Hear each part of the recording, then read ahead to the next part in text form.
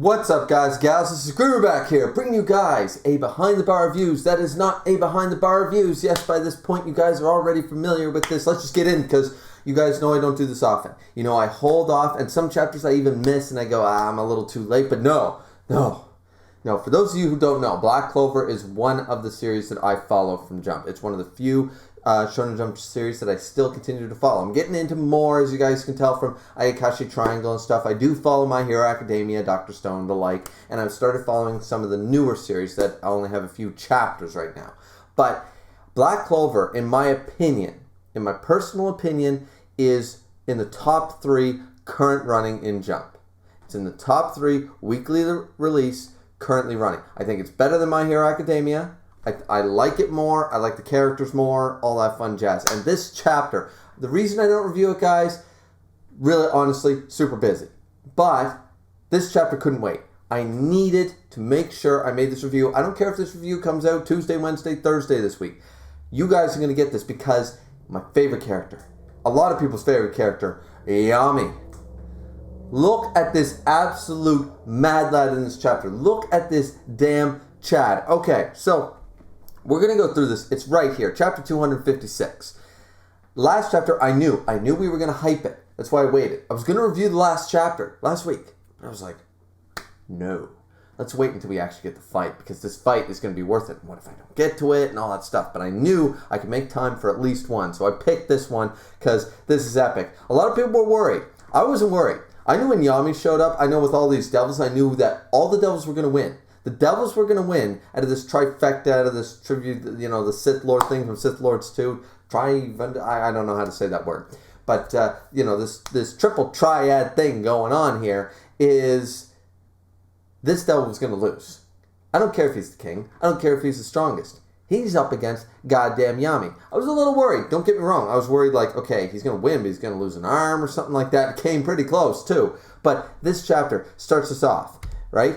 The devil. This crazy Horn King bastard is all lines on his face, devil power 80%, and he's ready to go. Actually, not a huge fan of the design of 80%. I feel like he looked a little cooler before, but still, 80%, I'm like, oh man, he's still only going 80% after going toe-to-toe with Yami and realizing this dude is using dark magic. He's got, like, the way I'm looking at it right now, I don't know if this is fully explained because I don't really follow too closely Black Clover. I read it week to week, but I don't let it like Wikipedia into my brain, right? So I can't recall. I know Yami's important. I know they need vengeance and Yami to open the gate to the underworld. But I have a feeling that it's sort of like Fairy Tail in a good way, guys. Fairy Tail, the way the Dragon Slayers work. There's true Dragon Slayers, and then there's like the pseudo ones, the ones like second generation sort of idea. I feel like these ones that are granted devil powers, Yami has true devil, true darkness magic. That's why he's a rarity. That's why the devils are after him, because they can't do it with their pseudo power, their borrowed power. They are borrowed. They made a contract with the devil, and they borrowed their power. It's not their true magic. The devil could be stripped of them, they'd still be alive, they might still have a type of magic. These guys, Yami has true magic. He doesn't need no devil. He doesn't need no devil to access the power of darkness. I have a feeling that's sort of what we're going with here. I could be mistaken. That could have already been confirmed, and you're sitting to yourself going, Griever, come on, I thought you said Black Clover was one of your favorites. And I'm like, I know, guys, I know. There's just so much on my plate right now, so much to follow. Trying to keep all that One Piece knowledge in my head is trouble enough. But either way, all right, so Yami, at the beginning of this chapter, already says, right off the bat, and this is the only thing that got me worried. I was like, 80%. Okay, so is this chapter going to be, okay, next chapter, the end of this page is going to be, I got to go 100. But I'm glad this was brought up, and this actually makes sense. I like this power limit, because we all hate when the power scaling of a character is all, I'm only using 1% of my power, Son Goku.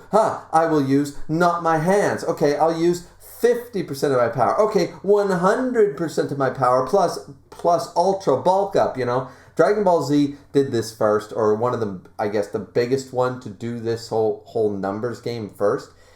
The number game is always a bad idea if you're going to have long running. It's always a bad idea, and always saying, it was done in Yu Yu Hakusho too. I'm only using 10, 20, 30. Then all of a sudden, somehow, these guys are kicking the shit out of the main character at 20%. Somehow they lose when they're going all out at 100. What's really changed, Usually it becomes a problem with power scaling. So at first I was kind of like, okay, we're still playing the numbers game. I'm only using 80%, so he's still got the extra 20 when Yami starts kicking his ass. But here, Yami calls him out for it, saying, that's what you call getting serious. I thought you said we were going serious here, bro. Like, come at me. And, even Yami, I love how Yami plays it off, but we still get to see his inner monologue, like, damn, this dude, this is some powerful ass shit. And he goes, so, you're going out mostly? Now, this is where Devil Bastard basically explains, I forget his name, Kingly here, says, we share the power with the devils in the world. So this is what I've already, said and stuff. Since these exchanges take place between both worlds, unless we open the door to the underworld, which they need, once again, the tree magic, the world magic from World Tree, whatever it's called, the World Tree magic of Vengeance, and they also need Yami's darkness magic to open it. They aren't able to actually draw out 100% because they're drawing a set amount from another plane of existence, sort of idea, another realm. So that actually makes sense. So him at 80%, this means we will eventually see 100, of course. But him at 80% right now, that's as far as he can go. He can't draw 100%. It's just not possible without the gate to the underworld open. Okay, so this is him currently at max power. I'm like, that's a cool way to go about it. I kind of like that. Even though they're playing that whole numbers game, I'm only using this. No, he's using 80, but it's all he can do right now. And he admits that. So that, I kind of like that. It's a little, if you're going to play with the numbers game and I'm only using X number of my power, at least they're trying to go off the straight line a little bit, going away from the curve a little bit there. So he's using his gravity magic and stuff. And gravity magic, always OP, right?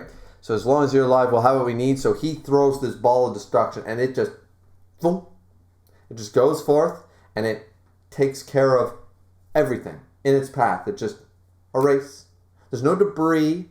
There's nothing. It's a black hole. It just, boom, everything gone. Everything is gone. And Fenrir's like, what the hell? And Yami barely dodged it. And then he uses, of course, Dark Cloak, Dimension Slash, boom.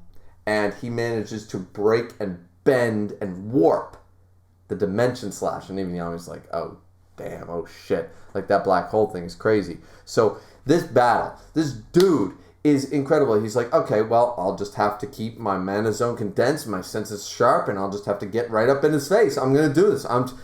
He's not deterred, even though he's like, damn, that sucks. He's like, all right, I'm just going to keep going. So he keeps attacking. He goes, oh, man, if I attack him, he'll just regenerate something faster, stronger. He needs to do something. And then all of a sudden, he gets attacked.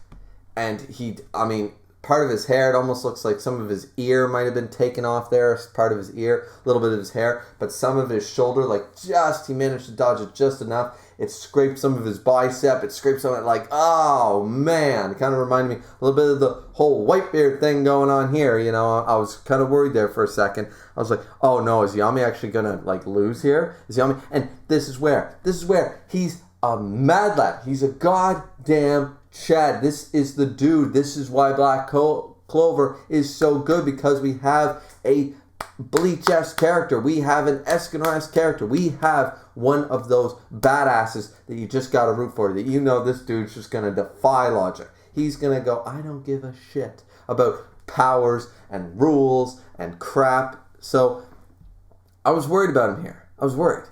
And even the devil dude was like, man, you were crazy for a human, at least. And of course, Asta's laying on the ground like, oh no. And Fenrir and them, oh no. And then right here, right now, out of the rubble, he's just like, ching, he's taking the Gatotsu. He's doing a Hajime no Saito. He's just, Gatotsu. Zero style. And he's just going to do it. He's going to do the true Gatotsu. He's just standing there, right there. And what does he always say? What's his thing? What is his thing that he's always telling Asta? Right here, right now. Gonna surpass my limits. I'd be a lousy captain if I couldn't, I'm always, basically right here, he said, I'd be a lousy captain if I couldn't do that in front of my brigade members. If I couldn't do that in front of, the members of the Black Bulls, how can I look them in the face and tell them to do it every day? Because that's his thing. He's always telling them, oh, I can't do it, Captain. Do it anyways.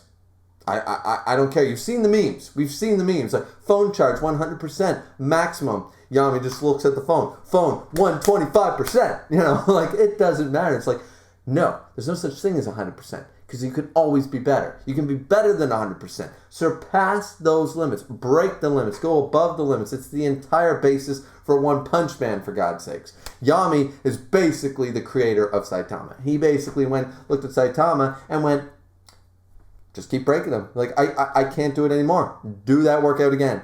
Do it again. Do it again. Break your limit. You can't do it tomorrow? Yes, you can. Do it again.